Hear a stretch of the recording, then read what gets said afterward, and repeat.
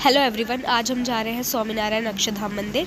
Monday को close रहता है, बाकी दिन ओपन रहता है सुबह के 10 बजे से शाम के लगभग 8 बजे तक। मंदिर में एंटर करते ही आपके जितने भी इलेक्ट्रॉनिक आइटम्स हैं सबको जमा कर लिया जाता है, चाहे वो आपका मोबाइल फ़ोन हो, स्मार्ट वॉच हो।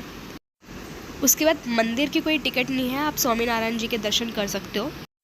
बट अगर आपको एग्जीबिशन देखनी है, बोटिंग करनी है, मूवी देखनी है स्वामीनारायण जी की, तो उसके अडल्ट के 260 रुपीज़ की टिकट है। बट अगर आप जा रहे हो तो ज़रूर एग्जीबिशन देखना, बहुत कुछ जानने को मिलेगा स्वामीनारायण जी के बारे में। अद्भुत एक्सपीरियंस है, सहज आनंद की अनुभूति होगी।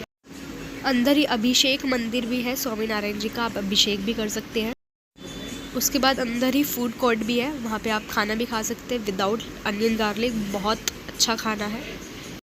आप जाओगे तो बहुत अच्छा अनुभव होगा आपको कि मोबाइल के बिना जो आप 3-4 घंटे वहाँ बिताओगे, सहज आनंद को पालोगे।